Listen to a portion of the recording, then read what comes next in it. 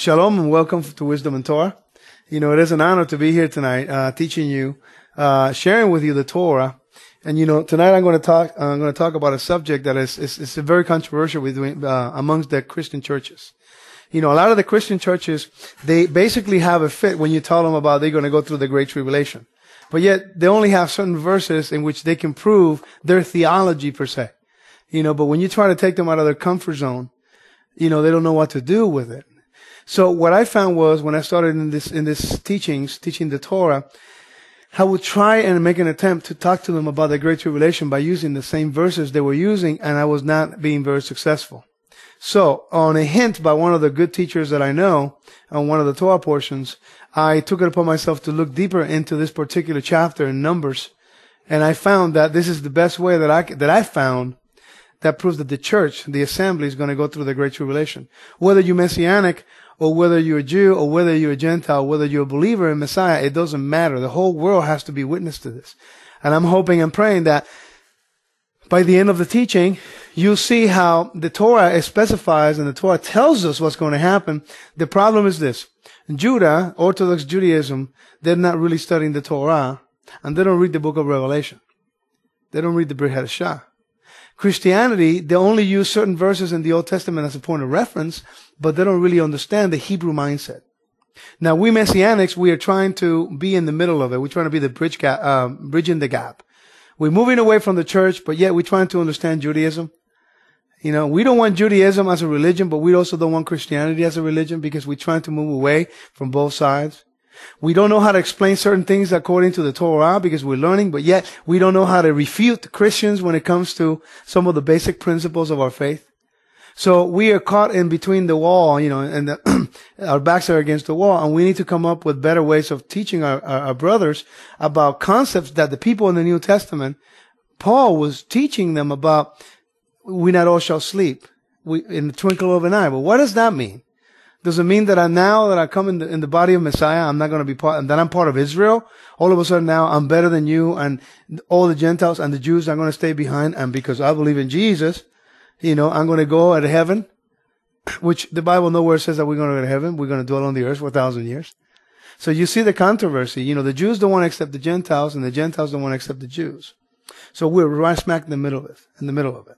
So what I try to do is go back to the Torah and look at the scriptures. What does the scripture tell us? And this is one of the things that we need to do in the last days. We need to go back to the ways of old.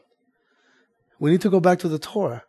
So I'm hoping that after tonight, you'll be able to get a wider, broad understanding of how we can prove to the Christian church and how we can prove to the Orthodox Jews that we are all one in Messiah and that we're all going to partake of the same judgment. You know, Hasatan, who's going to persecute us, and that the world is going to be partaking of the wrath of the Almighty because we've been found idolaters. We have been found guilty. Okay, so without further ado, I'm going to go in. But before I go into Numbers 5, I want to read Ephesians chapter 2. Ephesians chapter 2, verse 11 through 22. This is one of the things that I always begin with when I'm ministering to either Jews or Gentiles. I try to really let them know we have to find ourselves as part of Israel.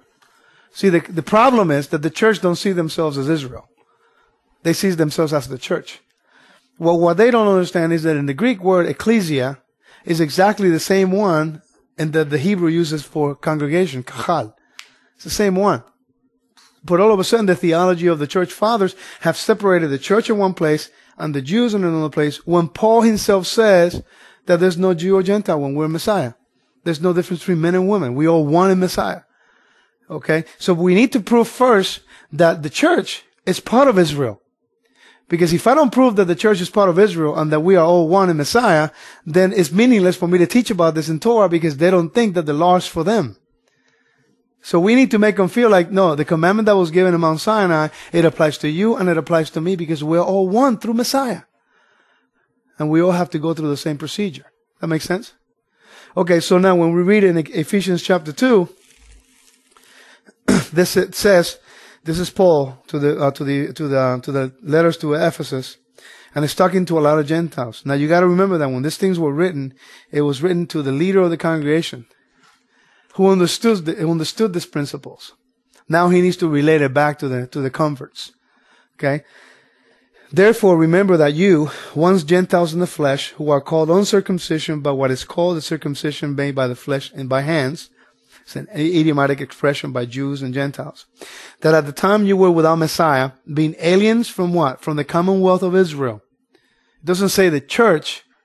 It doesn't say from Israel. It says aliens from the commonwealth of Israel. And then it says, being aliens from the commonwealth of Israel and strangers from the covenants of promise, having no hope without God in the world. But now in Messiah Yeshua, you who were once far off. Now to understand that verse, you have to go back to the book of Hosea and read the whole book of Hosea. Okay? The 10 tribes of Israel, they mingled within the Gentiles. They lost their identity. They lost their culture. All of a sudden, Yeshua is coming back to renew that house of Israel, to bring it back into the covenant. But what happens is there's so many, they've been intermingled and intermarried that they don't know who's Israel anymore, the house of Israel. So guess what? You have to preach the gospel to everybody. So when they hear the shofar and they hear the call, they will come out of Babylon. That's the whole point. And it says, verse 14, for he himself is our peace, Messiah, who has made both one, you see, the Jew and the Gentile. And he tells you how he did it, and has broken down the middle wall of division between us. What is that middle wall of division between them? That has nothing to do with the veil in the temple. Now, during the temple service, they had the temple, the woman's court, they had the place where the altar was and the Holy of Holies. Around the woman's court, they had the court of the Gentiles. Now, in the court of the Gentiles, they had a wall. That, by the way, they found remains, and Josephus talks about that. They found the wall, remains of a wall of marble, particular material. And it was written in it, that no Gentiles were allowed to come in. The Mishnah tells us this, that no Gentiles were allowed to come in through there. If they came through there, they will be stoned to death. That is why Paul got in trouble when he took Timothy in there. That's why he got arrested. See? So now that's the middle wall division between the Gentile and the Jew. No Gentile can go into the Holy of Holies to worship the Lord. Now through Messiah, we have access to the throne of grace. That's what Hebrews tells us. Okay? A lot of people think that's the veil. That has nothing to do with the veil. If you can't go in the temple, what does the veil have to do with anything? You first have to have access to the courts so you can have access to the veil, to the Holy of Holies. Okay, so it says, verse 14, having abolished in his flesh the enmity, that is, the law of commandments contained in ordinances, so as to creating himself one new man from the two, you see, thus making peace. Now, one of the biggest controversy in that verse, that when you don't look in the Greek, you don't realize what he's talking about. The interesting thing about this, when you look that in the Greek, it says dogma. Ordinances, it's talking about dogma. That is commandment of men. Yeshua came and he took the commandment of men, which is the Gemara and the Mishnah, a lot of the commandments of men that were trying to protect the Torah. I don't know about you, but I didn't think that God needed protection to protect his own word. I don't understand. That makes no sense to me.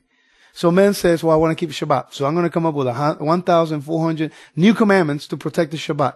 Well, it's been established from the beginning of time. I don't think God needs help before you and I protected it.